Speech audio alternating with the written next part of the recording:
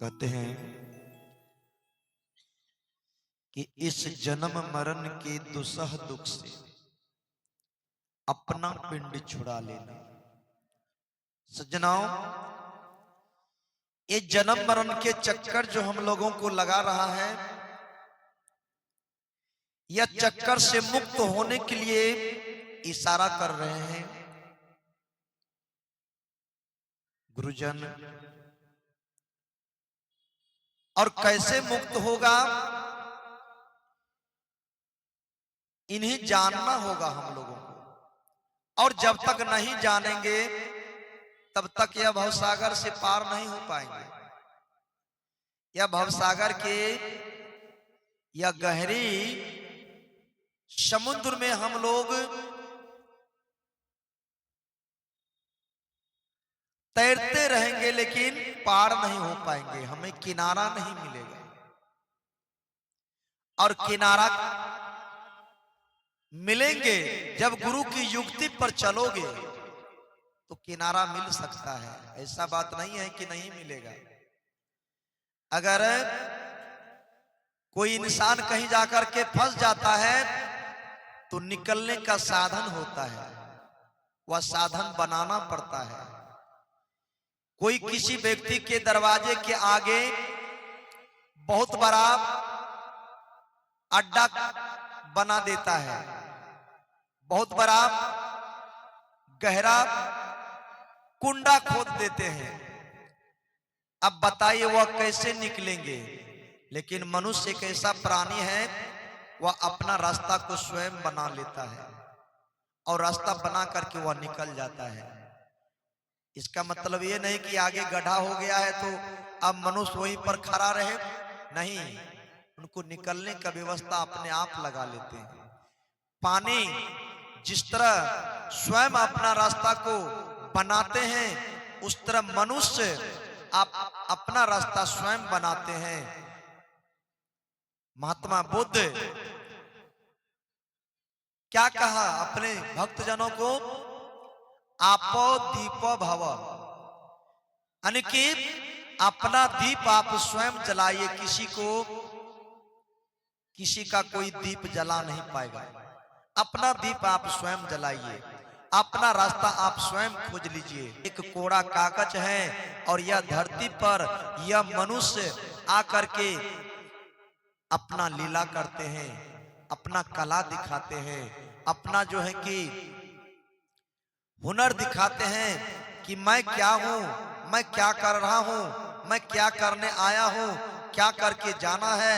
यह सारा बात वह अपने आप में अगर जान गए तो समझ जाइए कि वह जो है अपने कला से यह भवसागर नदी में तैर करके वह पार हो सकते हैं।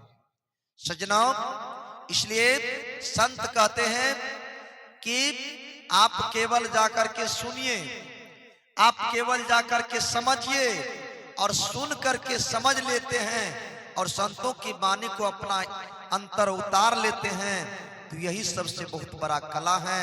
और उनकी जुक्ति पर आप चलना शुरू कर देंगे तो शायद वह गुरु की वाणी कभी मिथ्या न गया है और न जाएगा।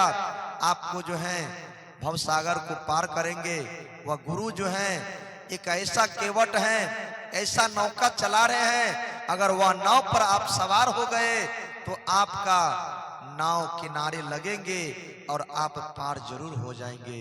सज्जनों, इसलिए आप केवल नाव पर सवार होने का काम कीजिए, खेव करके पार उतारने वाला काम हमारे सदगुरु करेंगे।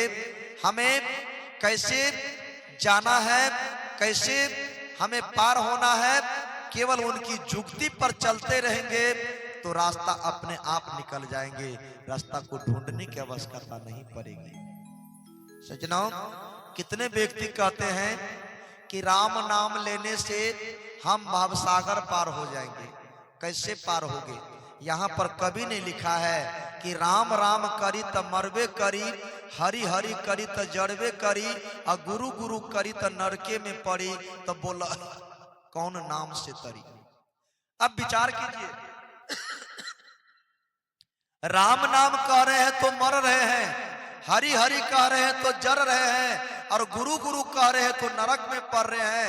तो बताइए यह तीनों नाम जो है, यह तीनों नामों में ऐसी क्या खोट है जो नाम लेने पर भी हम जर रहे हैं, हम मर रहे हैं और हम नरक में पड़ रहे हैं? ऐसा क्या बात है? तो सजनाओ, राम और हरि और गुरु केवल कहने से नहीं होगा, उनका जो कहा हुआ वाणी है उन पर विचार अगर नहीं करोगे तो जीवन भर राम राम करते रहोगे, तुम्हारा कल्याण नहीं होगा। एक सुगा को ये महात्मा जी पढ़ा रहे थे, रामादल के महंत थे। अब वह रामादल के महंत थे तो वह क्या पढ़ाएंगे सुगा को? तो सुगा को कह रहा था डेली कि सुगा राम राम कहो, सुगा राम राम कहो। अब बेचारा सुगा जो है वह महात्मा के कहा हुआ को वह कह रहे हैं, कहते कहते लगभग 12 बरस बीत गए सुगा को पिंजरा में। अब 12 बरस बीत गए, बीतने के बाद अब यह सुगा अकच हो गया कि मैं कितना राम राम करूंगा, राम नाम से क्या होता है हमें तो कोई समझ में नहीं आता है। हाँ, तो एक दिन उसी आश्रम में एक कबीर पंथी महात्मा पहुंच गए और वहां जाकर के बैठे, महात्मा को दंडवत किया, प्रणाम किया और कहने लगे कि ठीक है भक्त, आप आ गए हो, अच्छा किए हो, जाओ हमने आज सुगा को राम राम नहीं पढ़ाया, आज तुम जाकर के राम राम पढ़ा दो। वह चले गए, वह महात्मा वह सुगा को कह रहे हैं कि सुगा राम राम कहो, राम राम कहो, सुगा राम राम कहो, राम राम कहो। तो वह सुगा जो वह व्यक्ति को देखा तो वह व्यक्ति पर बिगड़ गया। कहता है वह राम राम पढ़ाते पढ़ाते तो 12 बरस बिता दिया, और तुम भी आया है तो तुम भी वही नाम रटवा रहे हो, क्या होता है राम नाम से जी? तो कहता है कि राम नाम से लोग भवसागर पार कर जाते हैं, लोगों का उद्धार हो जाता है, लोगों का जीवन में कल्याण हो जाता है। तो वह सुगा कहते चुपिए, आप लोग संत बन करके कितना झूठ बोलिएगा, हैं कंठी पहर लिए हैं, हम बाबा हैं, हम संत हैं, हम महंत हैं, आप बार बार झूठ बोले जा रहे हो। तो कहता है कि सुगा राम हम झूठ नहीं बोलते हैं। तो कहता है ये झूठ नहीं है तो क्या है, हैं? जब हमने 12 बरस से राम राम कह रहा है तो हम ये पिंजरा से नहीं पार हुए, और आप कहते हैं कि सुगा राम राम कहो, आप भवसागर पार हो जाओगे। कम से कम मैं 12 बरस से राम राम कर रहा हूं, कम से कम हमको ये पिंजरा से अगर पार होने का जुगती मिल जाता तो हम समझ जाते कि राम नाम में सही में शक्ति है। हमने 12 बरस से वह जो है कि ये गुरु महाराज ये राम राम पढ़ा रहा है, और हम सुगा या पिंजरा में कैद हैं, हम यह पिंजरा से बाहर नहीं हो पाए। ये राम नाम का मंत्र में पावर है कहाँ? अगर पावर होता तो इस पिंजरा से हम पार हो जाते। तो वह कहने लगे कि सुगा लगता है तुमको विवेकी गुरु नहीं मिला है, अगर विवेकी गुरु मिल जाता तो इतना में तुम पिंजरा से पार हो जाता।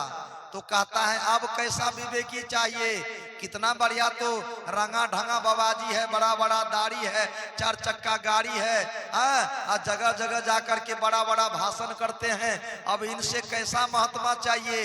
ये जीवन भर राम राम पढ़ा करके हमारा जो है समय को बर्बाद कर दिया।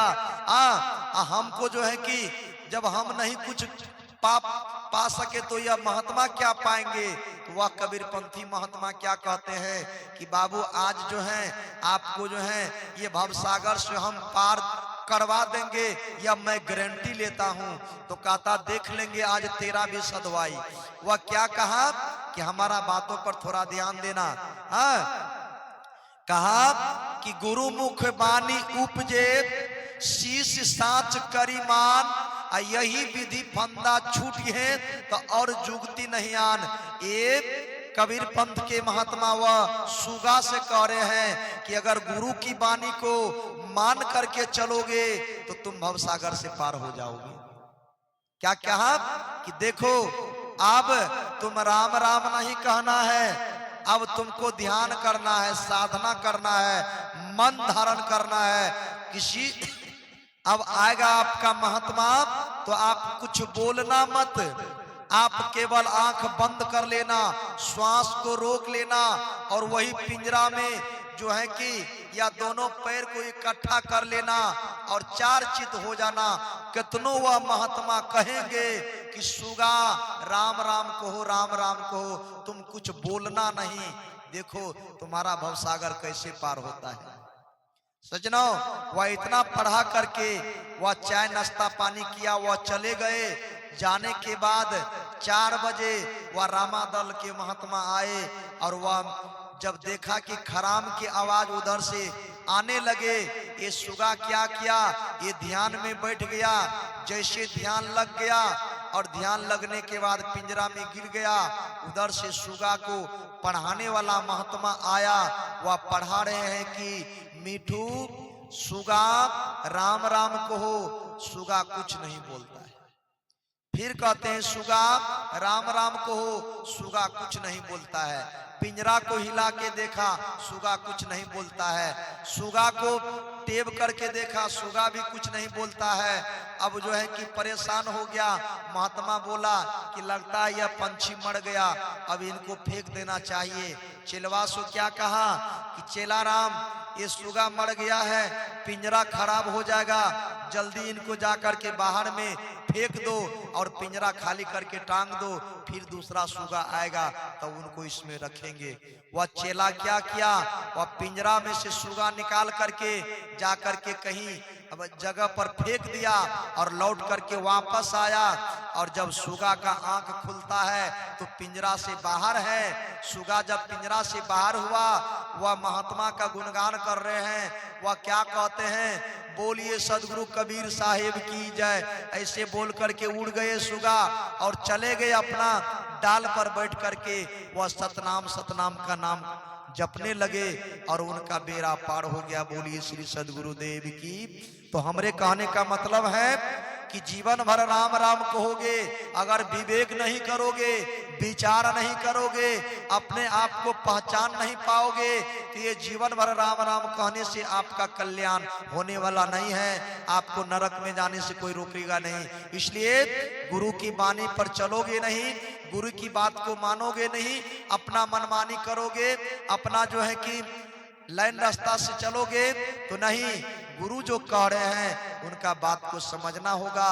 वह जो नियम और रीति रिवाज को बनाए हैं, वह रीति रिवाज से चलोगे तो आपका उद्धार अवश्य होगा, नहीं होगा सो बात नहीं है। बोलिए सदगुरुदेव की जय।